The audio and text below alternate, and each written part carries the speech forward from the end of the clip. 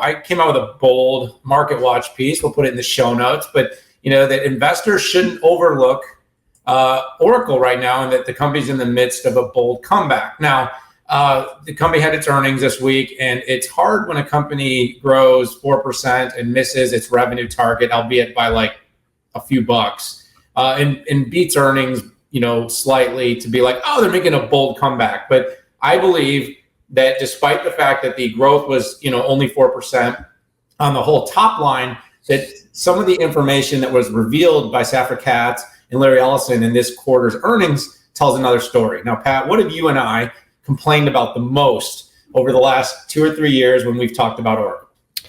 Yeah, it's about cloud. I think we complained about it in different ways.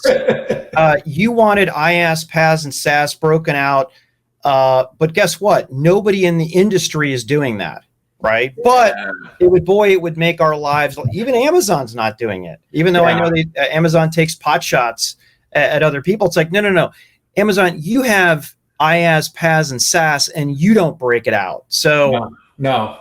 It's a great point. But I think what we both complained about, besides the fact that maybe I was asking for an unreasonable amount of individual reporting here, is that we weren't getting any reporting. We were getting growth numbers against nothing. We were like, oh, you're growing Net Fusion 38%. Well, was it $1 and now you're doing $1.38, or was it 100 million and now you're doing 138 million? We didn't know. And so this quarter, the company finally came out, had a bulleted headline in it that it had reached $2.5 billion in cloud sales. So that's SaaS, PaaS, IaaS. That's cloud at customer, the hybrid cloud solution, where basically Oracle drops its cloud off in your data center. But that's out of, about what, $8 billion, about $10 billion, $10 billion run rate out of about $8 billion in total revenue, or $9 billion in revenue this entire quarter, Pat. That's a big piece of the company's business right now. Very significant. And I guess the real reason I'm saying they're making a bold comeback is 3 years ago, I jumped on Market Watch and I wrote an article that essentially said Oracle is a cloud pretender. And I think you would have agreed with me, Pat. At that point, they were. In the first generation, the Gen 1 cloud, it just wasn't even close to offering a competitive solution to what Azure, AWS, IBM, or Google, any of them had. But when someone gets it right, Pat, our responsibility as analysts is to turn around and say, you know what?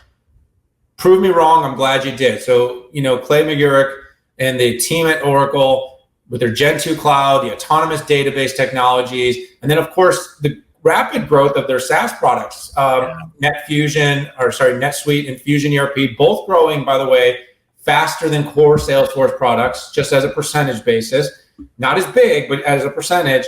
And in between Salesforce and Dynamics cloud products, pretty impressive growth rate, Pat. But a $10 billion run rate puts Oracle firmly in the spot right after Azure. Now, I know that's going to hurt some people's feelings over in Mountain View, but Gartner, and we don't cite Gartner on this show, Pat, because we run our own analyst firms, but Gartner does do the quadrants. They do some benchmarking stuff we don't do. But apparently, in at least one report that an analyst is planning to put out, they've actually have Oracle usurping Google as the number 3 cloud player. So when I say a bold comeback, look, the whole future of Oracle is the bet. Can the company make the transition to cloud? They have 400,000 customers. They have 74% of their revenue, I believe, last time I checked, is recurring. Stable company, pays a nice dividend. Stock is up almost 40% on the year. It's doing all the right things, but 4% growth is boring. But when you're growing high double and triple figures in cloud, and your entire claim is that you will become a cloud company, and you start to execute and you're proving it in your results, and you're finally coming out with numbers, you got to give kudos. Oracle, it may be a company that nobody gets too excited about when you say the name, but maybe it's time to get excited because they're doing some really good things. Daniel, you covered pretty much everything. So what I'm going to do is, I don't know if it's a victory lap or not, but I was pretty harsh on Oracle and cloud. I mean, I wrote a pretty nasty article about Larry and some of the stuff that he had said and some of the claims that he had made, and that was during Gen 1. And I just thought the company was flailing in IaaS, which they were. Gen 2 comes along, bare metal. They hired a bunch of engineers from Amazon, including Clay. And by the way, that always doesn't get you the results you want.